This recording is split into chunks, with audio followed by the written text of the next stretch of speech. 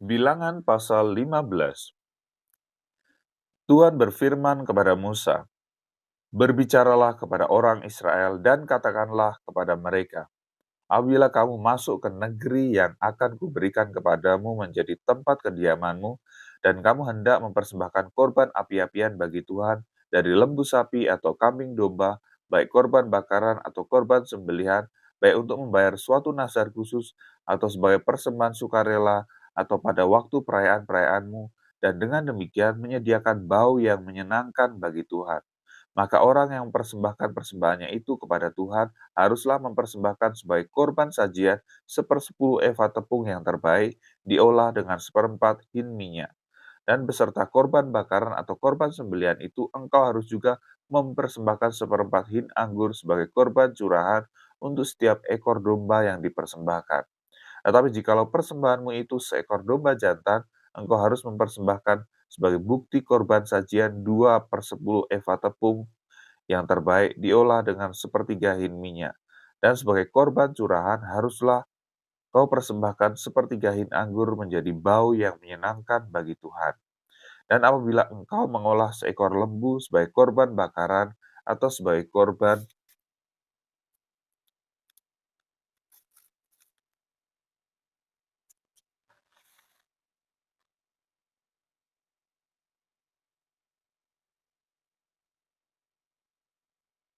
sembelihan, baik untuk membayar suatu nazar khusus maupun sebagai korban keselamatan bagi Tuhan, maka beserta lembu itu haruslah dipersembahkan sebagai korban sajian 3/10 eva tepung yang terbaik, diolah dengan setengah hin minyak.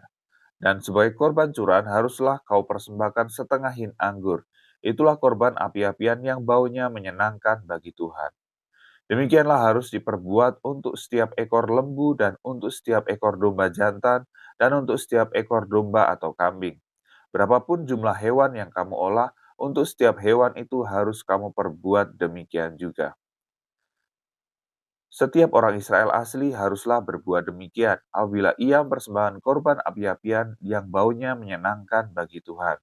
Dan apabila seorang asing telah menetap padamu, atau seorang lain yang tinggal di antara kamu atau di antara keturunanmu kelak, hendak mempersembahkan korban api-apian yang baunya menyenangkan bagi Tuhan, maka seperti yang kau perbuat, demikianlah harus diperbuatnya. Mengenai jemaah itu, haruslah ada satu ketetapan bagi kamu dan bagi orang asing yang tinggal padamu. Itulah suatu ketetapan untuk selama-lamanya bagi kamu turun-temurun. Kamu dan orang asing haruslah sama di hadapan Tuhan. Satu hukum, satu peraturan berlaku bagi kamu dan bagi orang asing yang tinggal padamu.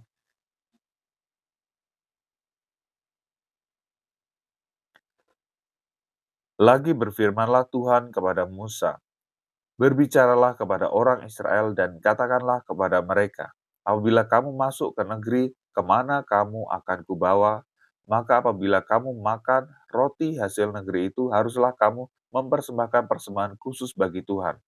Tepung jelaimu yang mula-mula haruslah kamu persembahkan sebagai persembahan khusus berupa roti bundar, sama seperti persembahan khusus dari hasil tempat pengirikanmu. Demikianlah kamu mempersembahkannya. Dari tepung jelaimu yang mula-mula haruslah kamu menyerahkan persembahan khusus kepada Tuhan turun-temurun. Apabila kamu dengan tidak sengaja melalaikan salah satu dari segala perintah ini yang telah difirmankan Tuhan kepada Musa, yakni dari segala yang diperintahkan Tuhan kepadamu dengan perantaraan Musa, mulai dari hari Tuhan memberikan perintah-perintahnya dan seterusnya turun-temurun. Dan apabila hal itu diperbuat di luar pengetahuan umat ini, tidak dengan sengaja, maka haruslah segenap umat mengolah seekor lembu jantan muda sebagai korban bakaran menjadi bau yang menyenangkan bagi Tuhan, serta dengan korban sajiannya dan korban curahannya sesuai dengan peraturan. Juga seekor kambing jantan sebagai korban penghapus dosa. Maka haruslah imam mengadakan pendamaian bagi segenap umat Israel, sehingga mereka beroleh pengampunan. Sebab hal itu terjadi tidak dengan sengaja. Dan karena mereka telah membawa persembahan mereka sebagai korban api-apian bagi Tuhan, juga korban penghapus dosa mereka di hadapan Tuhan, karena hal yang tidak disengaja itu. Segenap umat Israel akan beroleh pengampunan, juga orang asing yang tinggal di tengah-tengahmu, karena hal itu dilakukan oleh seluruh bangsa itu dengan tidak sengaja. Apabila satu orang saja berbuat dosa dengan tidak sengaja, maka haruslah ia mempersembahkan kambing betina berumur setahun sebagai korban penghapus dosa, dan imam haruslah mengadakan pendamaian di hadapan Tuhan bagi orang yang dengan tidak sengaja berbuat dosa itu, sehingga orang itu beroleh pengampunan karena telah diadakan pendamaian baginya, baik bagi orang Israel asli maupun bagi orang asing yang tinggal di tengah-tengah kamu. Satu hukum saja berlaku bagi mereka berkenaan dengan orang yang berbuat dosa dengan tidak sengaja. Tetapi orang-orang berbuat sesuatu dengan sengaja, baik orang Israel asli, baik orang asing, orang itu menjadi penista Tuhan. Ia harus dilenyapkan dari tengah-tengah bangsanya, sebab ia telah memandang hina terhadap firman Tuhan dan merombak perintahnya. Pastilah orang itu dilenyapkan, kesalahannya akan tertimpa atasnya.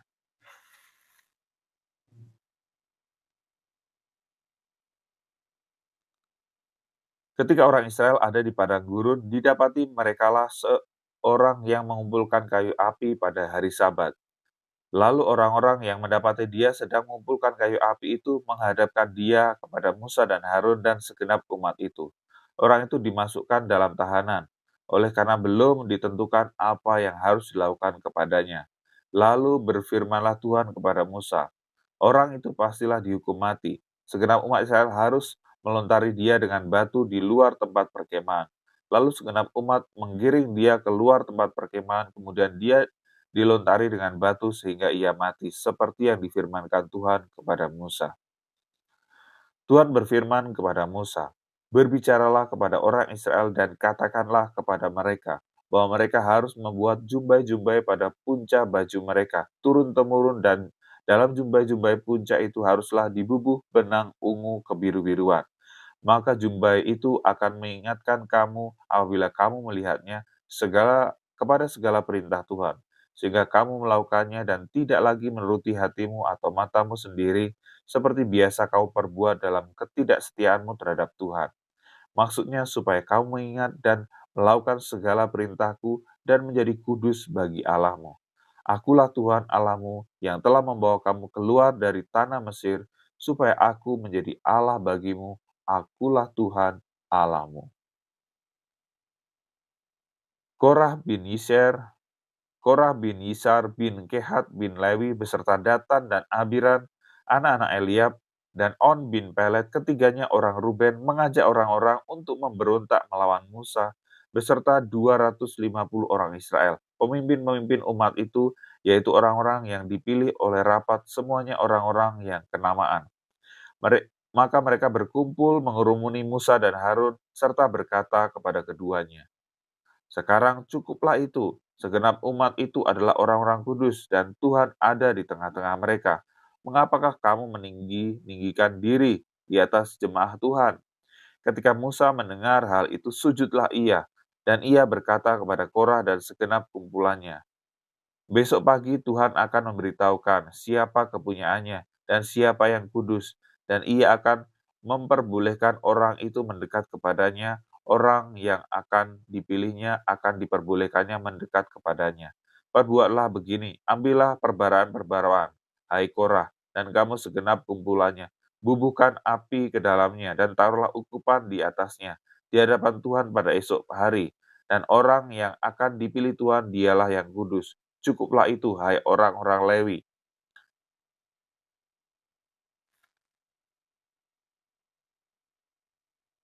Lalu berkatalah Musa kepada Korah, "Cobalah dengar, hai orang-orang Lewi, belum cukupkah bagimu bahwa kamu dipisahkan oleh Allah Israel dari umat Israel dan diperbolehkan mendekat kepadanya, supaya kamu melakukan pekerjaan pada kemah suci Tuhan dan bertugas bagi umat itu untuk melayani mereka, dan bahwa engkau diperbolehkan mendekat bersama-sama dengan semua saudaramu Bani Lewi?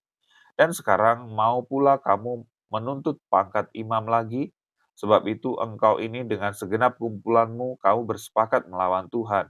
Karena siapakah Harun sehingga kamu bersungut-sungut kepadanya? Adapun Musa telah menyuruh orang untuk memanggil Datan dan Abiram, anak-anak Eliab, tetapi jawab mereka, kami tidak mau datang. Belum cukupkah bahwa Engkau memimpin kami keluar dari suatu negeri yang berlimpah-limpah susu dan madunya untuk membiarkan kami mati di padang gurun, sehingga masih juga Engkau menjadikan dirimu Tuhan atas kami? Sungguh, Engkau tidak membawa kami ke negeri yang berlimpah-limpah susu dan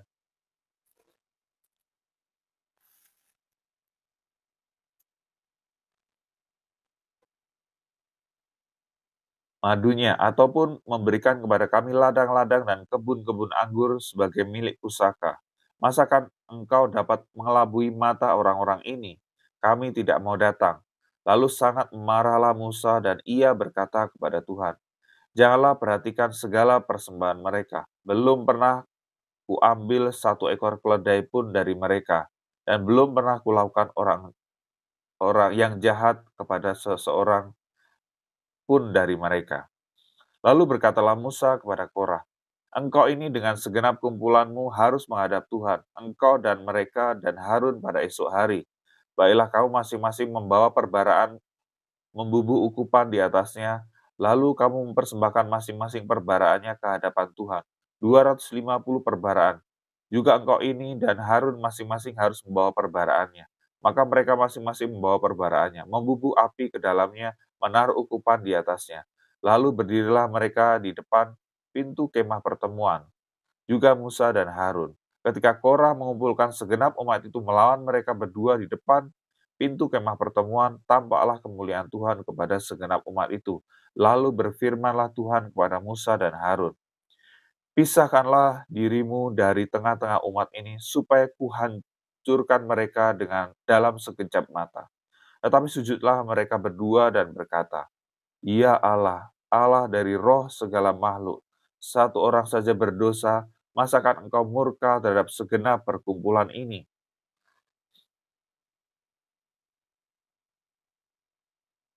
Maka berfirmanlah Tuhan kepada Musa, katakanlah kepada umat itu, pergilah dari sekeliling tempat kediaman Korah, Datan, dan Abiram. Lalu pergilah Musa kepada Datan dan Abiram, dan para tua-tua Israel mengikuti dia. Berkatalah ia kepada umat itu, baiklah kamu menjauh dari kemah orang-orang fasik ini, dan janganlah kamu kena kepada sesuatu apapun dari kepunyaan mereka, supaya kamu jangan mati lenyap oleh karena segala dosa mereka. Maka pergilah mereka dari sekeliling tempat kediaman Korah, Datan, dan Abiram. Keluarlah Datan dan Abiram, lalu berdiri di depan pintu kemah mereka bersama-sama dengan istrinya, para anaknya, dan anak-anak yang kecil. Sesudah itu berkatalah Musa, dari hal inilah kamu akan tahu bahwa aku diutus Tuhan untuk melakukan segala perbuatan ini, dan hal itu bukanlah dari hatiku sendiri. Jika orang-orang ini nanti mati seperti matinya setiap manusia, dan mereka mengalami yang dialami setiap manusia, maka aku tidak diutus Tuhan. Tetapi jika Tuhan akan menjadikan sesuatu yang belum pernah terjadi dan tanah mengangkat mulutnya dan menelan mereka beserta segala kepunyaan mereka sehingga mereka hidup-hidup turun ke dunia orang mati, maka kamu akan tahu bahwa orang-orang ini telah menista Tuhan.